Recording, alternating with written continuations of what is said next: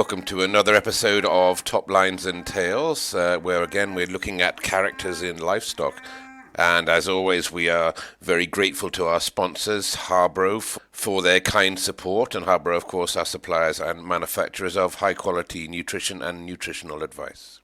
The name of Alexander Ogg sits honourably amongst an elite few men who have turned from master stockman to master breeder, and in all the years of breeding history there's probably only been less than a handful of people who can state a claim like this. And however, his place in history is nailed to the mast of the Aberdeen Angus breed by an international achievement that will doubtfully ever be equalled. And I have on the programme today his grandson, Forbes MacDonald. Forbes, welcome to the podcast. Hi, Andy. Thank you for having me. And Forbes, he liked to be known as Alec, didn't he, Alec Ogg? It was Alec, yeah, but it was spelled Alex. Yeah. It was Alec, yeah. Not to be confused, and a little bit of history, and you've got a lot more history than me, but I've done the research. I think I first came across Alec Ogg when I was researching for the Aberdeen Angus history book, and he left his home in Baltimore at Glenbucket in 1928, and I think that's Aberdeen, just somewhere near Afford? Yeah, it's near Afford. It's just kind of round the corner from Strathdon, okay. Where Baham farm is. Okay. And he left in 1928. He was showing bulls at Aberdeen for the herd at Glenbucket. Okay. And he was spotted by, you'll maybe go on to this, but for his first job at Dirklich, he was spotted by their manager showing bulls at Aberdeen. Right. And that's how he got going. A guy called John Gall. Of course, you said he was his first job at Dirklich, and I know Ian Anderson was there at Dirklich as an understockman for a while as well, on the great herd that they were owned by the Honeyman family, of course, were textile magnates, weren't they? And it was a tremendous herd, and it goes in history as sort of one of the greatest herds. He got some fantastic grounding there, wouldn't he, for his first job? But I think he was 25 or 6 or something. He wasn't just straight out of school, was he? Yeah. And over his career, and this is where it becomes star-studded, he brought out bulls for Dirklich, for Newhouse, for Stipe, for Castle Menzies, for Balaken and Spittle, and I think he also for Doonside as well as his own herd. And so these are top herds, and this guy was in demand pretty much from the get-go. He didn't bring out a champion at Doonside. But he brought out a champion for Matthew Templeton, okay. Elegance of Charterhouse, and he did that as a favour because Matthew Templeton, who owned the bull in partnership with Tom Brewis of Eastfield, let him use their bull, Newhouse Edwin Eriksson, on his first cow. Right. Which was Esther. Yeah. So he brought out this champion as a favour. And as a favour to Eastfield, he then helped to train Jimmy Minto. Okay. Yeah, that all makes sense. And as you said, that the favour, he did a few favours. I think he knew how to call a favour in, which is absolutely ideal. And I think he brought out one or two. We'll maybe come on to in a minute. One or two other bulls that he brought out. But I picked up some information. He wrote an article called "Bringing Out the Beef Bull" in the Aberdeen Angus Review in 1958. So that's still going back quite a while. He wouldn't be really overly established then, but he was talking about what you needed to do to bring out a bull. And he said, and I quote, he said, "The growing of hair is like growing a good crop of turnips. So the hair may be there, but it will not flourish without cultivation or grooming. do not wash them," he said. The motto is to keep grooming, and they're wise words, aren't they? Well, I'm sure we'll speak about Argentina later, but the peones who were the workers and stocksmen in the Argentina that he worked with, they called him the brush. Gordon Phillip was on this podcast just a few weeks ago, and he worked for Alec before he went off to America, and he said Alec always had a brush in both hands. He said, and that was there we go. And it's interesting, a brush. You think nowadays everything's done with a comb, but I suppose that was all about training the hair up, isn't it? Yeah, well, that's what I'd heard, that it stimulates the growth, and I know even when I've been up to Baham latterly, when they've had limousines or commercial cattle, the grooming is a big part of it, or was a massive part. Absolutely. Yeah. Absolutely. When I was in the trade as well, he'd always hang a comb by the door, and everybody that went past was told to go in and put it to work. And obviously that's, this is a man we could all learn from, put it that way. And I mentioned he was at Newhouse, and I remember Drew Adam telling me that I think both he and his brother, Gavin, were at Newhouse at different times. And then not sure how long he was there at Newhouse, but again, he'd have some good grounding, good training there in not just the producing side of it, of course, the breeding side of it as well, along with under Bob Adam. And then he went to Stipe Grange, which would be for the car magnet Sir William Roots, who again, Stipe went on to be a fantastic herd. And I'm not sure if he went to Stipe Grange full time or whether he just bought the bulls out there. Do you know that one, Forbes? No, he was full time at the Roots. Mm-hmm. Then I think he had one. I think he brought out one champion, Stipe Peregrine, I think. Okay. He had a fair bit of success there. He had for 2 years he had the champion group of 3 bulls. They were all sired by Villax of Harveston. Okay, yep. So he had a fair bit of success there. Mm-hmm. And as I said, he'd learn a little bit. Again, there was some good stockman. Stipe William Roots was renowned for putting his money behind his judgment, and he did pay a lot of money for some of his cows and for some of his bulls as well. So he'd have some decent stock to work with. But then in 1962, and as I said, to turn from master groomer to master breeder, he started his own herd, didn't he? Yeah, well, he worked for Robin Murray at Spittal, which was near Biggar, and then he went. Then they got a small holding called Eastfield, which was near Spittal, and his first calf was born from there. And they were going to obviously call the prefix Eastfield, but there was another quite well-known herd by the name of Eastfield. So it was, with the herd name was Tinto, and his first calf was Edwin of Tinto. Okay. And that was out of Esther. I can tell you the story about Esther, which he got from Honeyman. His first cow, that's right. Yeah, so he'd obviously he'd given up being a stocksman, if you like. Spittal was his last job, and he'd phoned Mr. Honeyman to see if he could go and acquire an old cow, to start the herd, a well-bred old cow, and he was welcomed, obviously, onto the place, and he'd spotted one, and he'd said to Honeyman, "I'm keen on this cow," and he'd said, "Look, Ogg, I am not selling you that cow," and he was very disappointed. But Honeyman kept walking, and he came to the box of Esther, and Alec Ogg had been offered or had been given the chance to get involved at Samuel at Witchcross. Okay, another great herd from an entrepreneur, of course. But Granny, his wife, wouldn't move to England. Okay.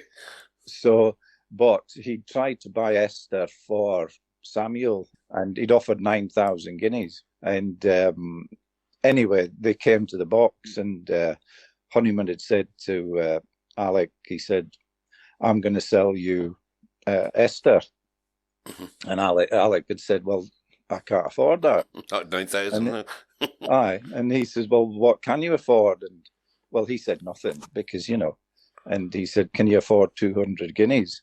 So he didn't give her, he wasn't given Esther, but it was a tremendous gesture. And I suppose it went back to probably the loyalty he had to him, from when he was a cattleman there. Okay.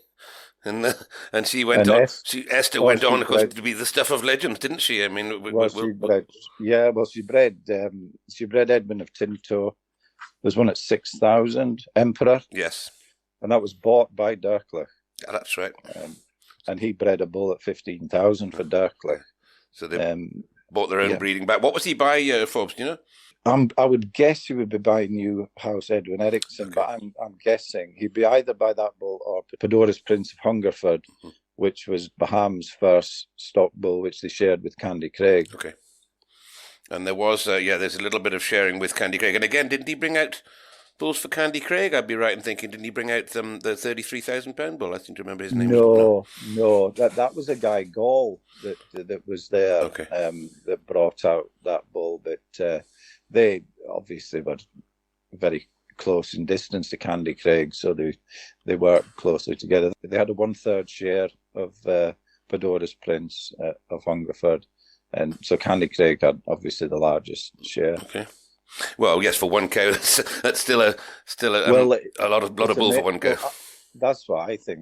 That's one of the things I think is amazing about the story. Like the jeopardy, he must have backed his judgment to be able to do it, because they only had 7 cows, and their share was 4,500. Well, that's quite risky.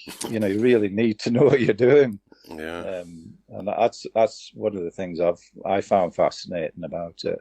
Okay, and just bring me up to speed with the geography, because obviously you went to Buckham and then changed herd. So how and when did that happen? It was 58, Andy. Actually, yeah. Okay. So that was 58. So they moved from Eastfield to Baham in 58 with Esther. Edwin of Tinto was a calf at foot, and Gordon Phillips said in his podcast that he helped bringing out Edwin of Tinto from Baham, to go to Perth. So they just not a lot of money, so they took a fair chance. Okay, and Buckham would be the home farm, or would that be a tenanted farm? I just said why not far from where he was born, I guess. So why back there? It was Fred Mcgregor, who had the Kilhoney Inn, which he later went on to share the steer reunion with to win the Scottish National Fat Stock Show. Okay. He let Alec Ogg know that Baham was coming up for rent, and apparently he'd said it's just steens and rabbits.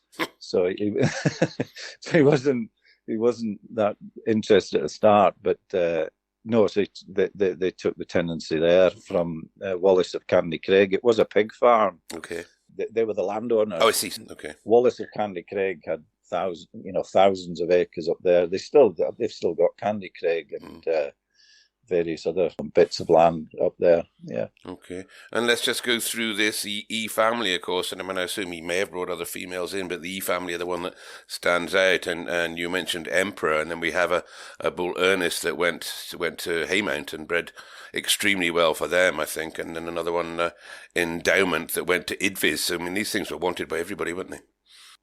Ernest was out of a female called Erie. That was bought at the Derklich reduction sale for 450 guineas, and she was a slightly growthier type of female.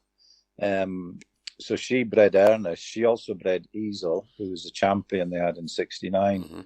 But they were very disappointed about Ernest. He was regarded as the best bull bred at Baham, and he then went to Haymount, and he made 3,000. But those were the times where there was, crazy prices about, sure. And he was a big pick, and they were very disappointed. He ended up being second in his class, but he made 3,000 guineas. So, but more to the point, he ended up breeding, didn't he? I've seen some of the stock that he bred at Haymount, and he was a breeder. Yeah, he apparently bred really well. And I think he would have had a wee bit of size about him as well, by being out of Erie.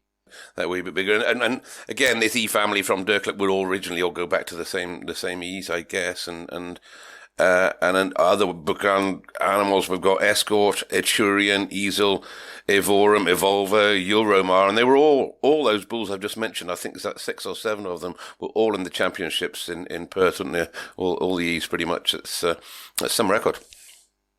Yeah, they had a tremendous run. Especially latterly, I think Padora's Prince of Hungerford bred really well, and he bred the top price bull, which was 11,000 guineas. Okay. Edvent. He originally went to Perth, and he made 200 guineas. And he was sold to a Blackfish sheep breeder. I'm not sure who that was, but and then in the month of July, they got a letter from McDonald Fraser to say the bull was slow at working, and I think Alec had been out in the Argentine, but he came back and he saw the bull on the farm, and he nearly ran to Perth to pay the money back. And they took him home in November, put him back to Perth. He couldn't compete for the championship, but he won a first prize because he was 22 months old. Okay. And he made 11,000 guineas. Who to? Miklos, Sperling, Indianapolis, Indiana. Okay, across the water at that time. I mean, some of the we're going to step back a little bit anyway. So some of these champions, as you said, would be later on, 68 and 69. Obviously, post foot and mouth, when the export market had very much dried up and the trade in itself had dropped back to something a little bit more realistic. But we just stepped back a little bit earlier, and he brought out the 40,000 guinea bull Erisco of Bellakin, and this is where we go on to sort of talk about this, the way your grandfather stamped his mark in history. He brought out 40,000 Erisco of Bellakin, of course, was owned by Elizabeth Honeyman, the herd was, which was Uncle Charlie said that he didn't actually bring out Erisco of Bellakin. Okay. But he advised Miss Honeyman, who had Bellakin, to buy the father, and the father made, I think, 18,000. And Honeyman came looking for Alec Ogg, and he said, "Ogg, he wasn't happy." He says, "I can't afford that bull," but he could have bought all the bulls in Perth twice over. Yeah. And Alec had said, "Well, I think that bull would do well for you." And well, he obviously ended up paying the check, and then that bull bred the 40,000 guinea bull. So that was his involvement in it. Okay. And, I think that was one of the things about him. He seemed to pass on knowledge and help other people. I think just because he was such an enthusiast, more than anything. Yeah. Erisco of Bellakin, of course, went on to win Perth in February 1965, and then you touched on just now, Alec went to Argentina, back to Argentina, I would say, because I think he was a regular visitor to Argentina, wasn't he? I think in all he went there 15 times, did you tell me, from 1961 to 1975? That's like pretty much having a season ticket. I'm not quite sure the exact circumstances, but I think he would travel with a boatload of bulls, perhaps for Jimmy Schofield or one of the other exporters, and originally, and work at Palermo show. And Rolf Firpo took a shine to him and recognised his talents, and they struck up a friendship. And he did a lot of work bringing bulls out for Firpo at Palermo. Yeah, well, I think he went back. He went back every year for I think about 10 years. I think he had 7 championships. Really? Out there, and some of the photos of the bulls are amazing. The hair on them, and so no, he had great success. And he basically went out and he selected bulls early on. I think at the beginning he went out for quite a long period, 3 or 4 months. Mm-hmm. But in latter years, the stocksmen, the peonies, and the people they then learned what was going on, so they could do more of the work ahead. Sure. But no, I think he was quite hard on them too. He didn't mess about. He gave them strict orders. My mum said that he had a knife pulled on him by one of the peonies in the first year. Well. And he just said, "Look, put that away and don't be so silly." And he never said to Firpo or any of you. So he gained a lot of respect from the guys by doing that. And I think he was quite a taskmaster by what Gordon Phillips said as well. He was quite a taskmaster. I think he'd wanted. Yeah, well, I picked that up from so that makes a lot of sense. And if I could just mention, Firpo is another one I would love to do a profile on at some stage. But on the Estancia Ranch back then, they sold 1,000 bulls a year, and in all there was something like 15,000 head of cattle there, including 3,000 pure Angus breeding females. I mean, that's some outfit. It's a different world, really, isn't it? To hear. I remember Uncle Charlie, saying that Alec had come back from the Argentine and said, "Right, I want us to get horses to round up the cattle." And Charlie said, "Don't be so stupid." But that was part of the kind of the ranching idea, you know. I do remember Charlie telling me when I spoke to him a while ago now that he said Alex would have happily stayed in the Argentine, but it was his wife who wasn't prepared to. She didn't want to go to English. She didn't want to go to Argentine either, by the sound of it. Yeah, well, it sounds that's two stories that seem to fit, and it sounds like his interest in the cattle would have pretty much taken him anywhere, and it wasn't really about the money either. Mm-hmm. It was just enthusiasm, really. It sounds like.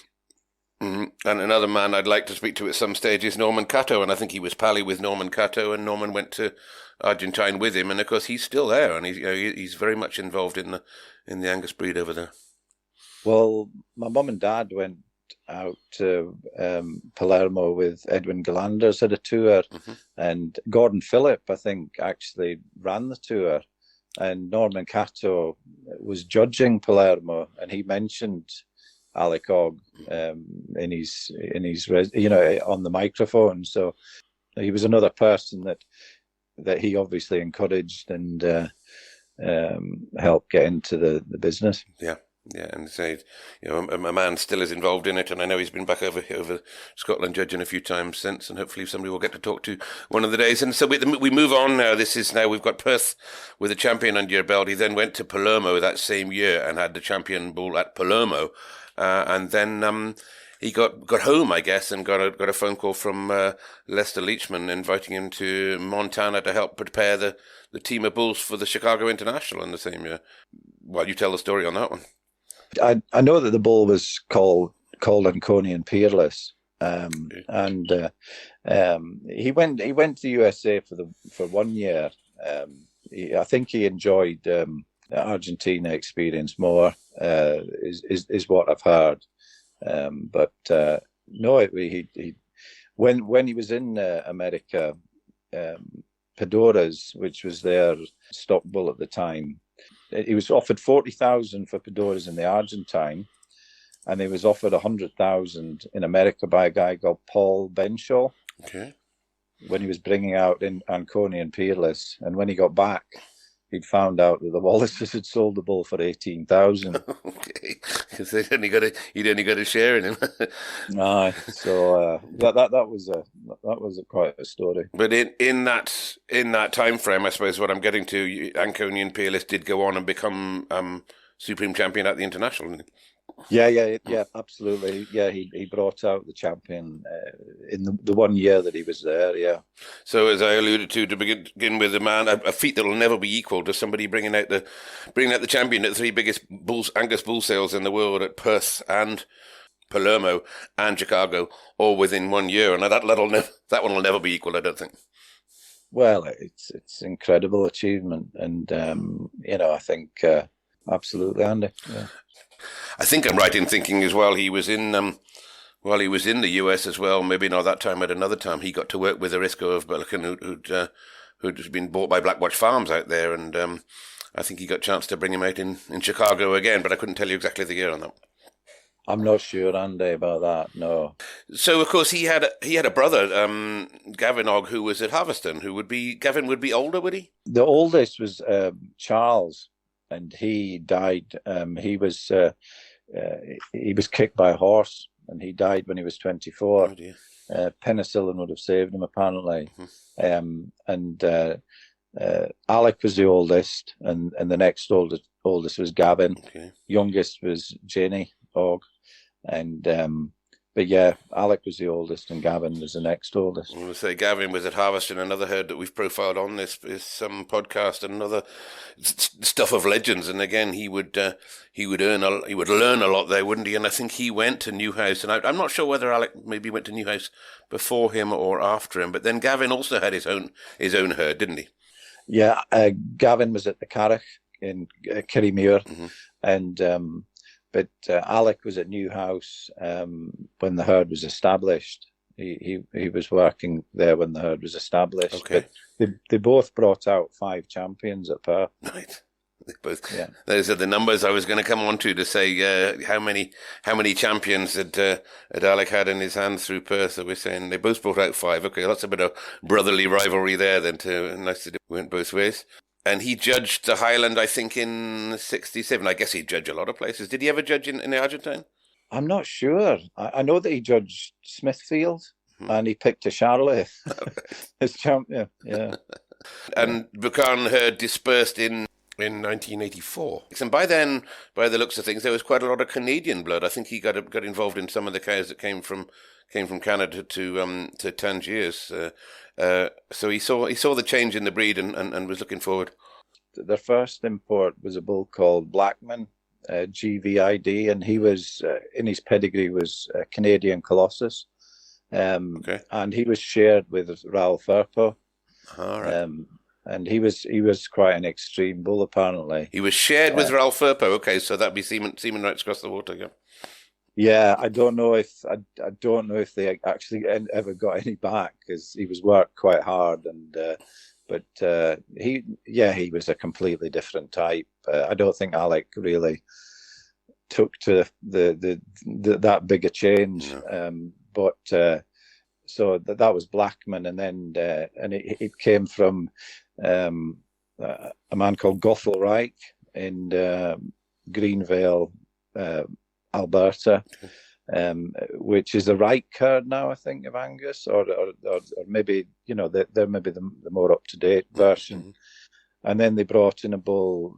Charlie phoned Gothel Reich, and he put over a bull called GB Winton. And he was sold at the dispersal, I think, for 4,400. Okay.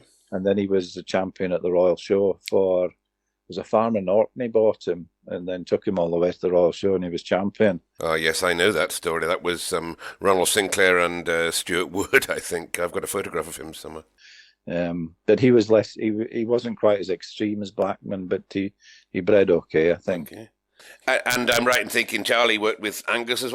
I think he tried Chianinas as well with the Angus to try and get size in, and I think he tried for different types of breed improvement, but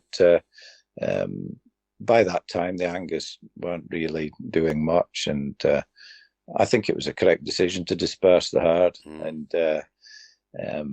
because there was still plenty of interest, and well, you're talking Newhouse and a lot of others, of course, went out as well. Around about that time, the Charolais was coming in too, and it was all changed, wasn't it? I'm sure that's a regular discussion we've again had on this podcast, how they fell from grace, and then certain people put a lifetime's work into bringing them back to what they are today, and we're ever grateful for that. And Charlie worked with Limousins, would I be right? Yeah, well, they had commercial cattle. For a start, Aberdeen Angus cross Friesians, and then he moved on to more Limousin in the commercial females, and then he started a pedigree herd with his son Keith, and he bought a female out of Thainston, 450 guineas, Muirwood Ole, and she bred Baham Cosmonaut for 6,200 and Dazzler for 6,800, but he knew the pedigree.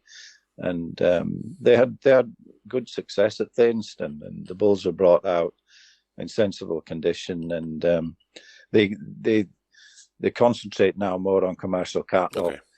And Keith specialises in selling heifers with calves at foot, and they do really well with that. Okay, and still under the Baham prefecture.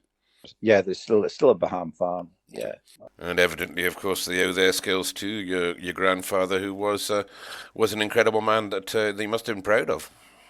I think he was also, he was obviously involved in cattle, and was a specialist cattle breeder and showman, but he was supposed to be an incredible worker as well.